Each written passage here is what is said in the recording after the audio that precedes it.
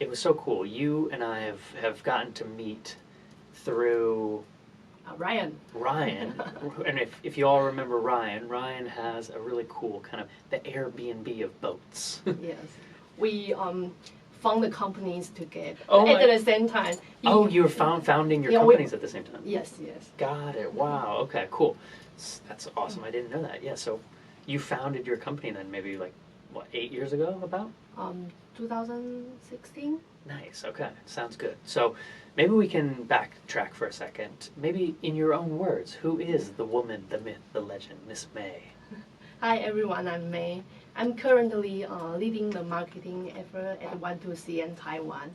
It's a company that focuses on B2B, like we have the ecosystem, CRM systems, and helping a lot of brands to converting their casual visitors into loyal customers, such as Starbucks, Visa Cafe, etc. Ooh, I could use a coffee right now, actually. And before that, I founded the company I just mentioned. That's called Inbound Tech, and we launched several projects centered on psychology, content, theory, services. You know, that's so dear to my heart. Yeah, and before that, I also remotely working for Google Knowledge Graph project. And in Mumbai, like I worked for English editing startup 10 years ago. Wow. Do you see that, everyone? Look at this resume. Beautiful. Okay, well, where to start? I would love if we could talk a little bit about Google right there, because I think you were doing Google's Knowledge Graph project, and this was about 10 years ago, right? Yeah. Can you share a little bit about that? What's it like working for Google? I mean, is that just like crazy? Actually, I got the job because of my Indian coworkers introduced me to that job. It's a lot of time they couldn't find the Taiwanese who speak English, but also understand the Taiwanese culture and relevance. So they reached to me. So basically, we handle a lot of data to make sure those data are can target to Taiwanese audience. Yeah. That's so cool. Yeah. So maybe can you help? And remotely. That's right. Yeah. You were not. I don't think there was a Taipei office at that time, right? They are, but Taipei office focus on different things, not the data. Got it. Okay. So do you mind maybe helping our audience may understand what is a knowledge graph? How does that actually work? Let's say when somebody goes to Google, what is a knowledge graph when you doing? Google superstar, let's say John Drummond. Yes, and he will show up under a search result. They will have a box. Data not found. No, yeah. They will have a data knowledge graph box. It will show what birthday he is and what's his job, what kind of things you have been acting for, kind of like that. So for all kinds of topics, from actors or singers, or even like flutes, animals, you can find a lot of information on Google directly without checking other pages. You can find the information directly on the search. Yeah, right, exactly. So as soon as you search, like, what's Tom Cruise's height, or how tall is Matthew Perry? Not Matthew Perry, rest in peace. How tall is Leonardo DiCaprio? Now instead of going into a URL, another link for that, Google Knowledge Graphs just show all that information right there. Yes. It's making it very fast and easy to consume. Yeah, and for the Taiwanese parts, we want to make sure that people know who this is. For example, Michael Jackson. In Taiwan, we will say it's Michael Jackson. But in Chinese, they will say Michael Jackson. It's totally different. If we show Michael Jackson to Taiwanese, then we wouldn't know who he is, and it's very weird for us. Right. So we also want to make sure that the data accuracy is there. Yeah, and that's so cool, and that's why you were coming in and helping make sure those knowledge graphs are showing correct information to Taiwanese. Yes. That makes sense to them when they're like, yeah, that's right. That's what we say. Yeah, there you go. So cool. Wow, so working with Google then, how about we talk about the startup? I think starting a mental health, really kind of like a mental health startup years ago. Yeah, can you share a little bit about that?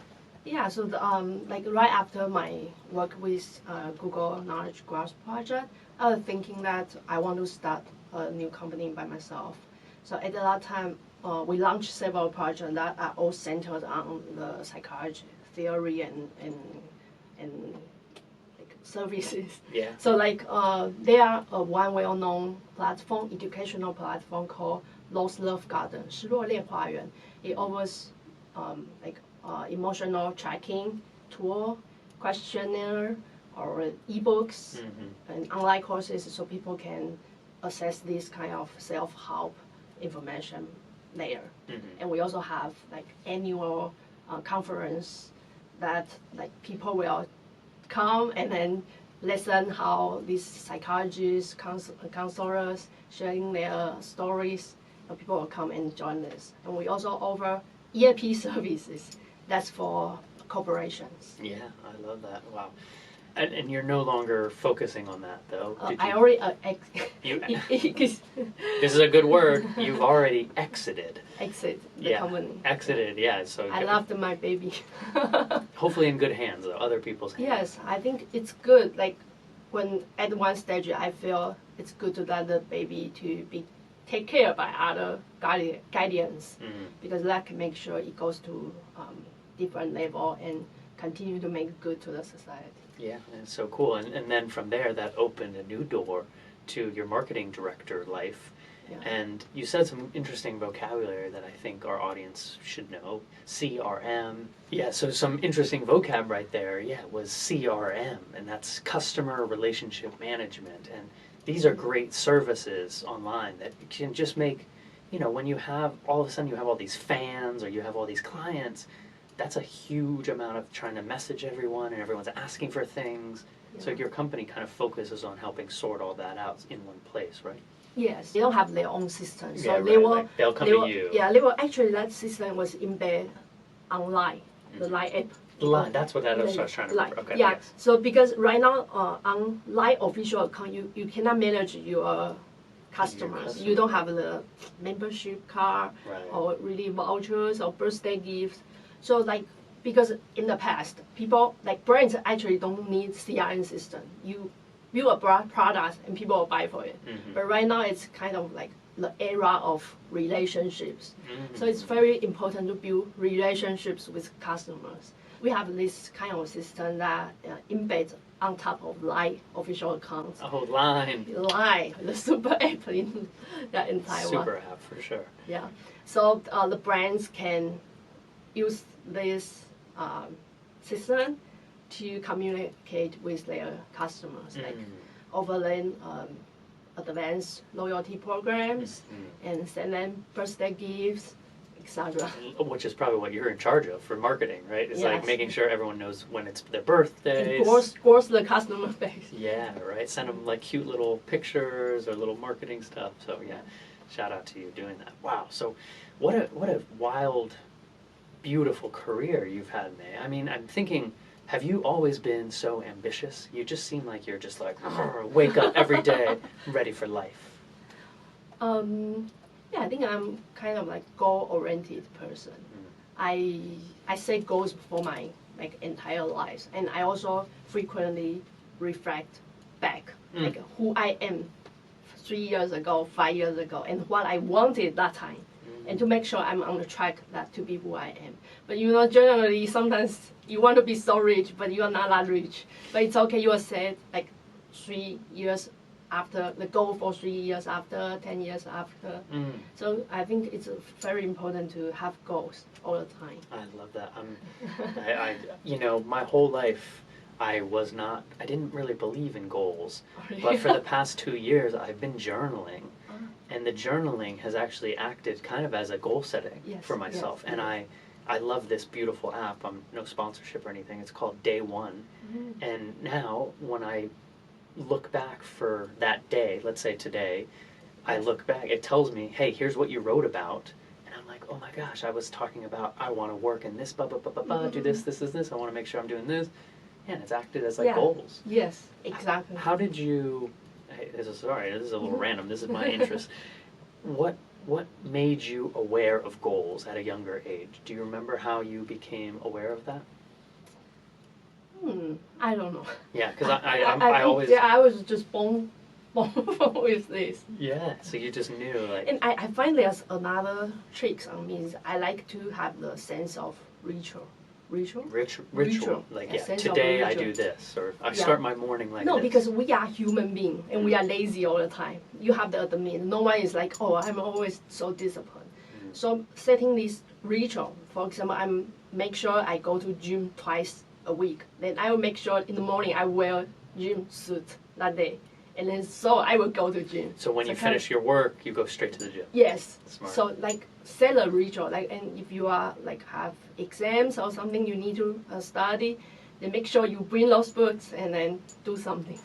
Yeah, it's so true. That's actually a psychological trick right there too. Yeah, it's like priming yourself basically. Is like, you know, when you go home and you see your remote, it's very easy to watch Netflix. So but if hide you, it. Exactly. If you can't find it, you know, or you put, you know, your workout shoes there instead, your brain is primed to be like, oh, okay, let me go for a run or a jog or a walk. Yes. Yeah, I love that. Wow, so cool.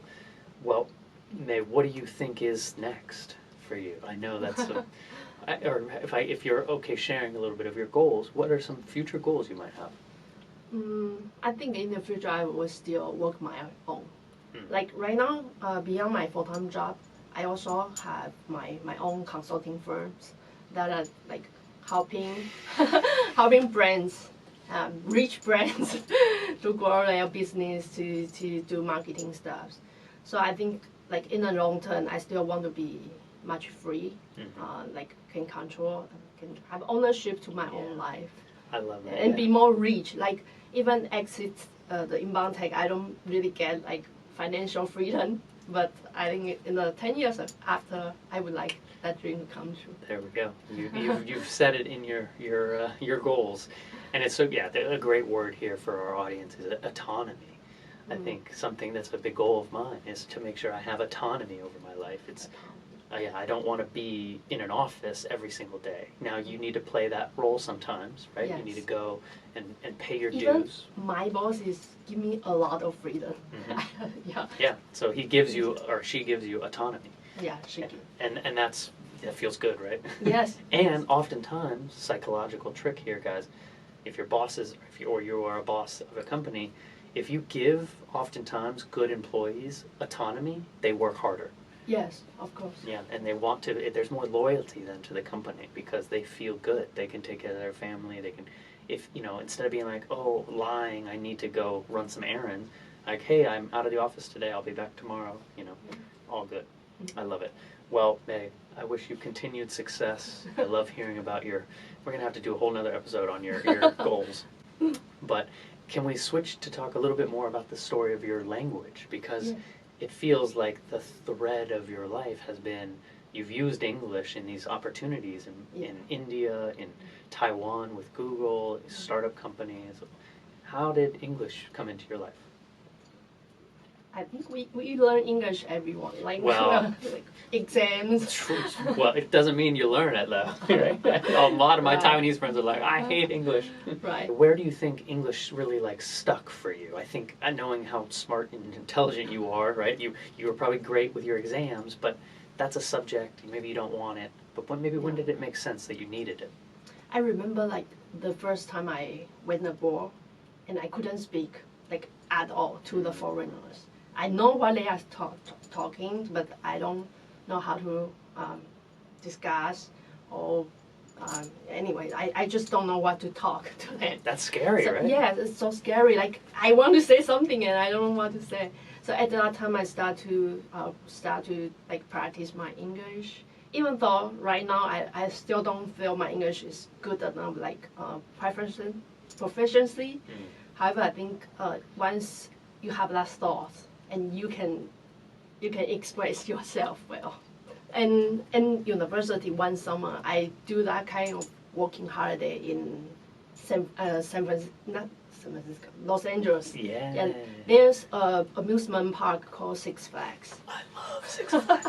Guys, Six Flags, Google it, please. It's all these awesome roller coasters. Yes, it's so nice. And I was right after Mountain View. Mountain View. We figured it out. Mountain View, yeah. And I was right operator there. You know, you don't need to say something. Actually, they just want foreigner laborers to come and to do these summer jobs. But in the end, there are a lot of parents, kids, were shouting at you, no, we have to go, wait for us, and anything. So at that time, I still feel, wow, it's so important to like know how to communicate with local foreigners verbally.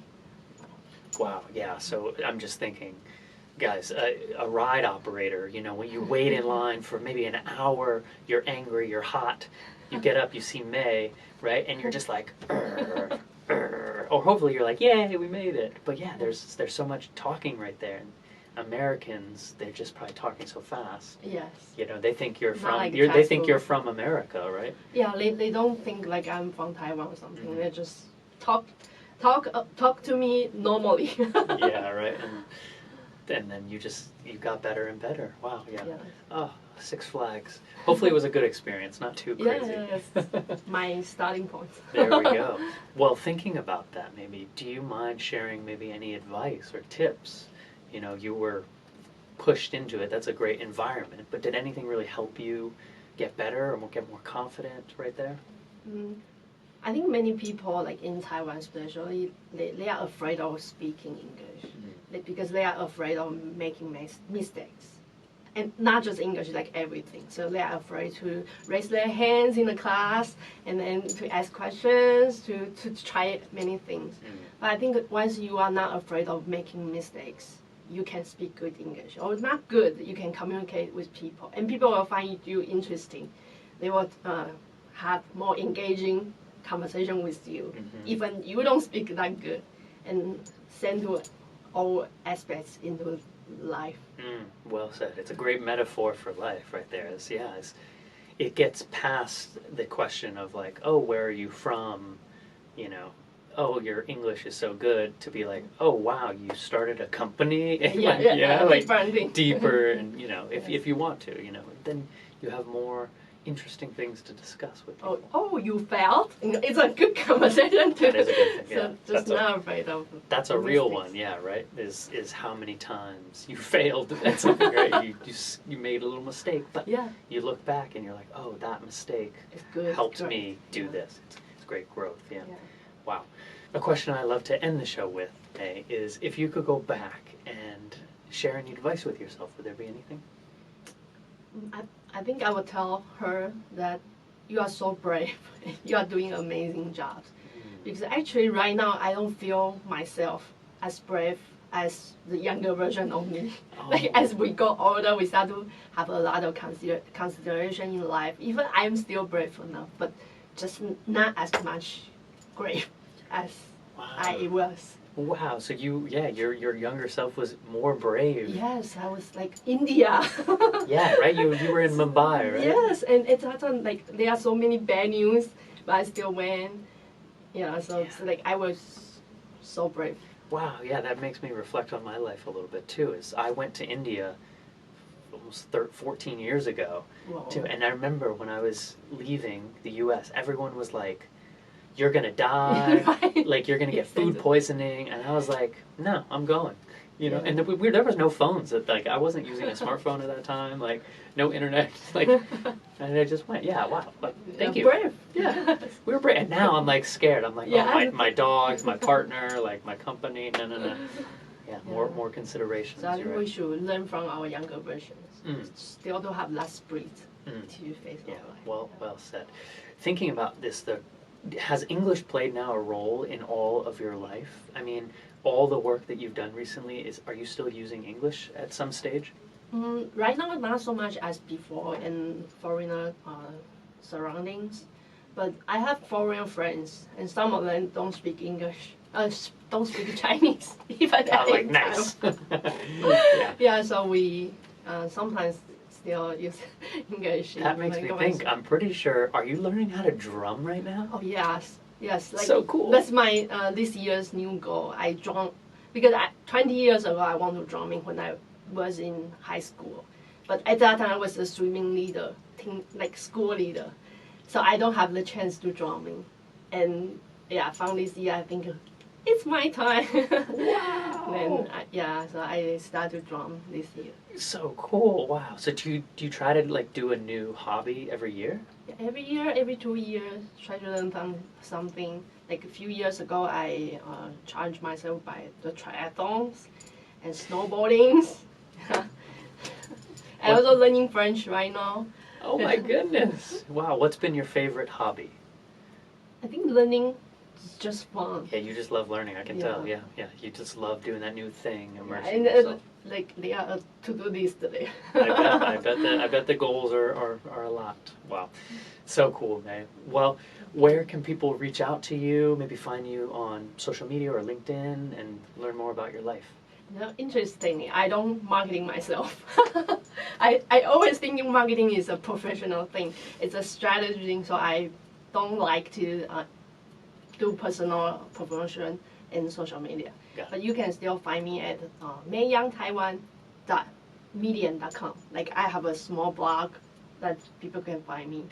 Awesome, May. Well, thank you for joining us and sharing about your life, even though I know you don't maybe love your self-promotion, but I'm so glad you came. And I hope to talk to you very, very soon. Thank you. Bye.